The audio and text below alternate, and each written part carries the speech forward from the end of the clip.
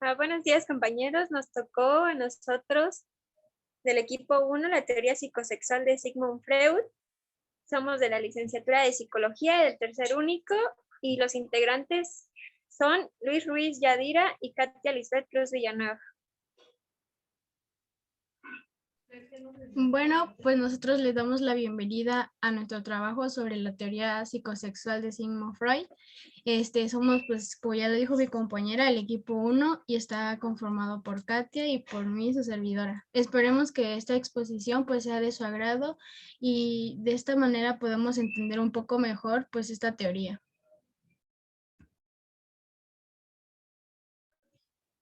Bueno, nuestro objetivo es dar a conocer cómo el ser humano tiene un cierto desarrollo que se realiza o se va dando por etapas, y así se va desarrollando las conductas, el carácter y los estímulos, pero solamente de la infancia en una determinada edad, que nosotros, por ejemplo, vamos enseñándoles poco a poco a los niños, y es desde bebé hasta su desarrollo hasta una cierta edad, entendiendo que aquello que enseñamos es con el paso del tiempo.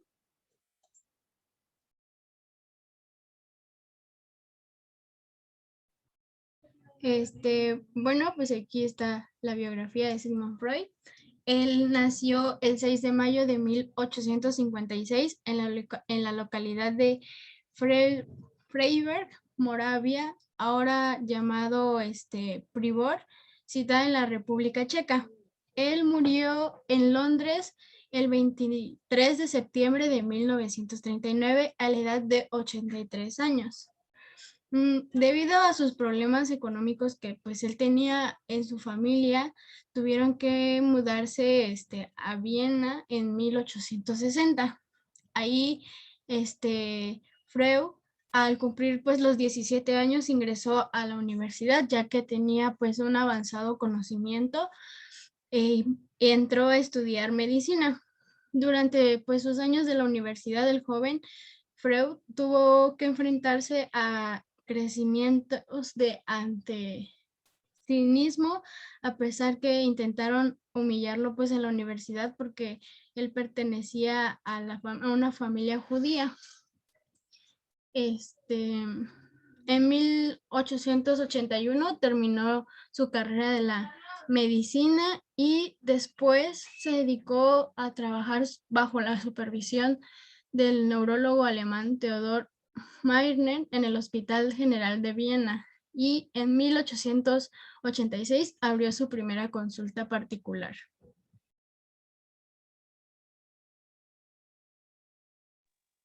De ahí vienen las características. Las características en sí, la primera se apoya en las funciones vitales.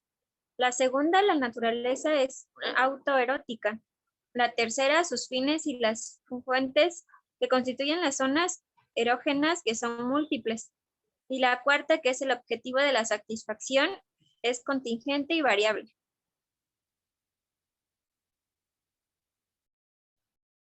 Pues aquí igual les mostramos un poco de los antecedentes de Freud, que él pues fue un neurólogo, como anteriormente ya lo había mencionado, que de origen judío, y era considerado y fue considerado el padre del psicoanálisis, y que fue una de las figuras muy relevantes en el del siglo XX. Él, también nacido, su nombre fue modificado. Cuando nació, pues estaba como Sigismund Shlomo Freud, y creció en el seno de una pues familia judía. Pero pues a raíz de eso y de que sufría pues algunas a veces discriminaciones, decidió cambiar o abreviar su nombre a solamente Sigmund Freud. Después de considerar pues la posibilidad de haber estudiado medicina, también estudió derecho, y así ejerció de igual manera pues las dos carreras que él ya había estudiado. En 1884 se le encargó un estudio sobre el uso terapéutico de la cocaína. Ese fue como que el primer proyecto de su vida que él hizo al inicio de toda su carrera, y no sin cierta imprudencia lo experimentó con una persona.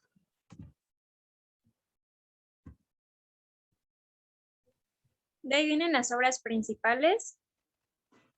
En la primera, los estudios sobre la historia de 1895. Este libro, escrito por Sigmund Freud y su mentor, Joseph Freud, es la semilla de la teoría psicodinámica de Freud. Crearía durante los años siguientes a la publicación de estos escritos. Es también el conjunto de textos en los que se incluyen las ideas sobre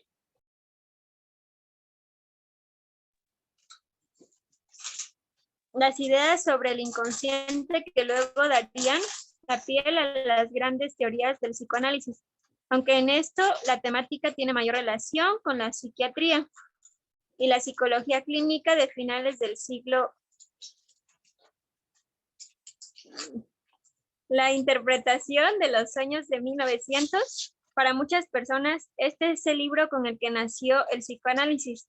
En esta obra, Freud desarrolla la idea de que los sueños podrían ser el ámbito en el que los pensamientos inocentes emergen de la conciencia disfrazados a través de mensajes transitados de manera simbólica. Así los sueños serían expresiones de deseos reprimidos que aprovechan para acomodarse el encuentro de la mente consciente cuando son dominados.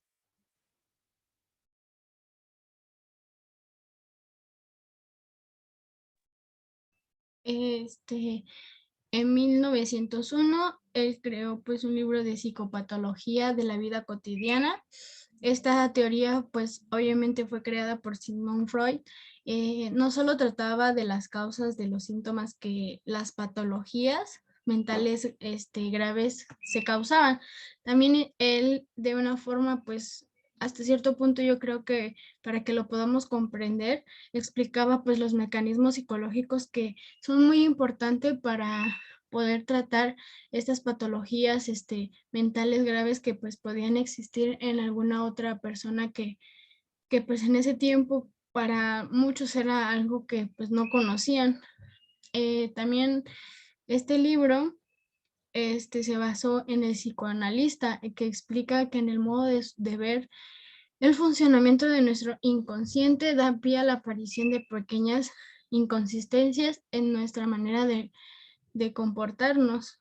Laptus confundió las palabras al expresarnos y en general lo que Freud llamaba como actos fallidos. También explica que los posibles fallos como funcionamiento de la psique humana, que desde su perspectiva podría estar detrás de estos fenómenos. En 1905, igual creó pues un libro que se llama Tres ensayos de la teoría sexual. La sexualidad tenía un papel muy importante pues en la teoría freudiana, ya que pues eso, como ahorita vamos a explicar que pues nuestra teoría trata sobre la psicosexualidad, pues fue como que el hincapié que hizo para poder demostrarnos que desde pequeños, desde el nacimiento, la teoría de la sexualidad pues era muy importante en nosotros.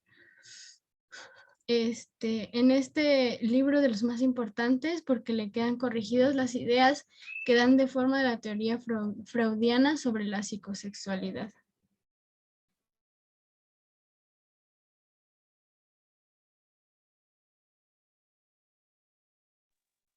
De ahí viene la 5, Tótem y Tabú, de 1913. A diferencia del resto de los libros de Freud, en esta selección de ensayos se sale más al ámbito clínico, para adentrarse a aquellos fenómenos arraigados históricamente en lo social y lo cultural.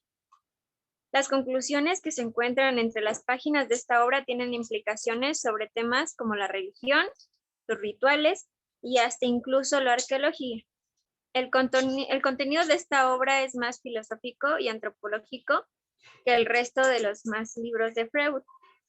En el 6, la introducción del narcisismo de 1914, el contenido de este libro es una revisión de la teoría de las pulsaciones de Freud.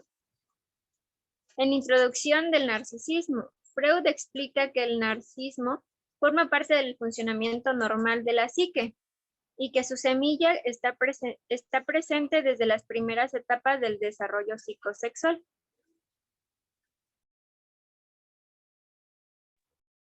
7, igual creó un libro que se llama Introducción al Psicoanálisis, que esto fue creado en 1917. Entre pues sus primeras páginas de esta obra, Freud explica pues los fundamentos principales de la teoría psicoanalítica y da a entender y a explicarnos pues más detalladamente que los pilares fundamentales que se basan en el trabajo del psicoanalista es de una buena opción para hacerse la idea general de que Freud entendía por completo pues la neurosis, el inconsciente, los sueños y la represión. Creó también otra obra que más allá del principio del placer se llama, y fue en 1920. Este primer libro en el que aparece una distinción entre las pulsiones de la vida y las pulsiones de la muerte. Además, aquí queda retratada con un gran nivel de detalle la teoría de los instintos de Sigmund Freud. De ahí consiste en el yo y en el ello de 1923. La teoría de las estructuras yoicas es el total de la relevancia dentro de la obra de Freud. Y en este libro quedan bien explicados sus funcionamientos, la diferencia entre el ello, el yo y el superyo, así como los principios por los que se rigen y su papel del psique humano, quedan analizados con profundidad. En el 10 el malestar es la cultura de 1930, siendo que Sigmund Freud trataba mucho de las tensiones entre las pulsiones individuales de cada uno y el conflicto en el que estaban estos al chocar con las normas del comportamiento. No es de extrañar que dedicó uno de sus libros a examinar el encaje de este individuo y la cultura. La idea básica es que quede plasmada en las páginas de este ensayo y que los intereses de la civilización y los deseos primarios estén en constante tensión y que esto genere una sensación de malestar crónico.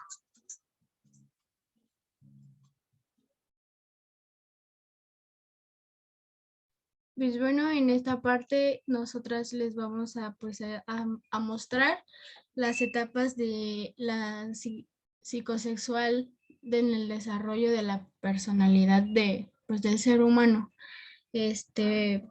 Aquí pues es lo más importante, pues como fue creado por Freud, él pensaba que todas las conductas son defensivas, pero no todas empleamos la misma defensa de igual manera. O sea, todos por instinto podemos defendernos, pero no hasta cierto punto no como todos quieren. Los mismos impulsos del ello nos mueven a todos por naturaleza del yo y del superyo. No son universales. Si bien estas estructuras de la personalidad cumplen iguales funciones de todos, su contenido varía de una persona a otra. O sea que, pues, como lo dije, no todas reaccionamos de la misma manera a ciertas situaciones que pues quizá tenemos algo de similitud con otras personas. El tipo singular de carácter de la persona se desarrolla en la niñez, principalmente por las interacciones que existen entre los padres e hijos. El menor trata de obtener el mayor placer, satisfaciéndolo las exigencias del ello, mientras que sus padres, como representantes de la sociedad, procuran imponerle la exigencia de la realidad y de lo moral.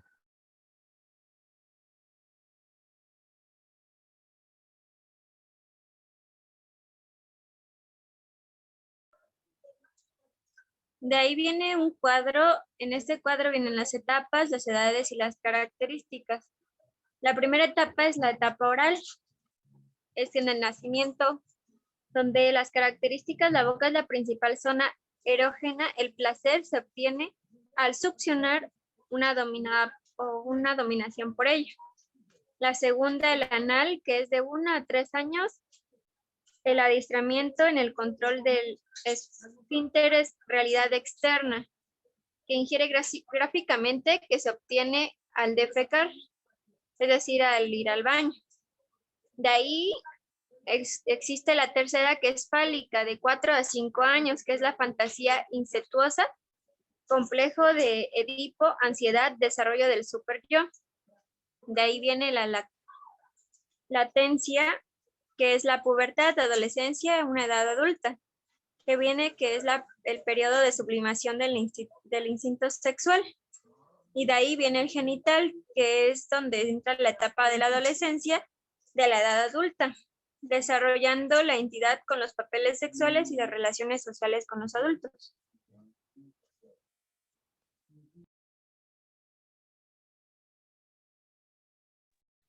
En la fijación pues de esta parte, una de la parte del líbido o energía psíquica permanece invertida en esta fase del desarrollo, pues que son las etapas de la psicosexualidad en la persona, ¿no? Dejando así nuestras energías disponibles para las siguientes etapas que vengan y por las que tengamos que pasar.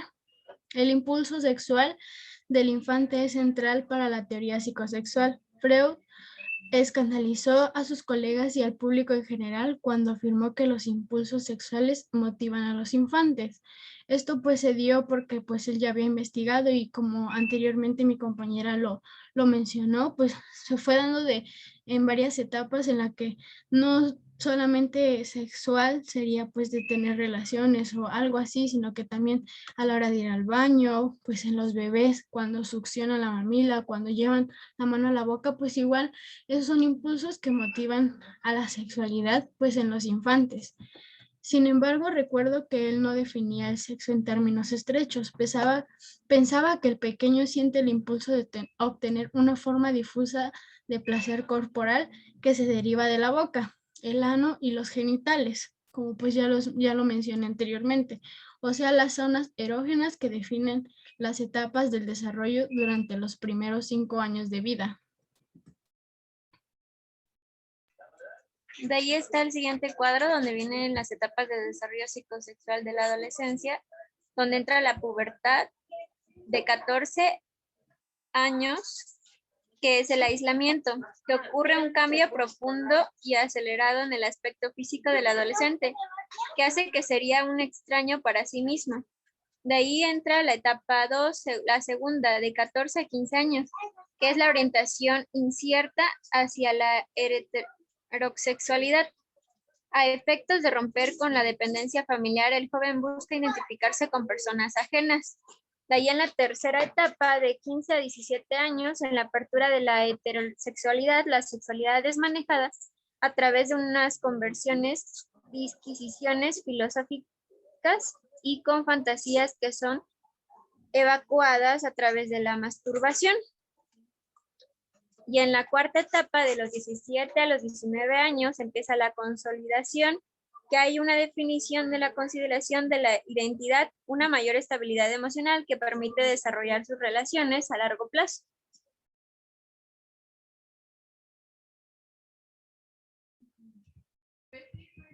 Y pues bueno, eso fue toda nuestra exposición.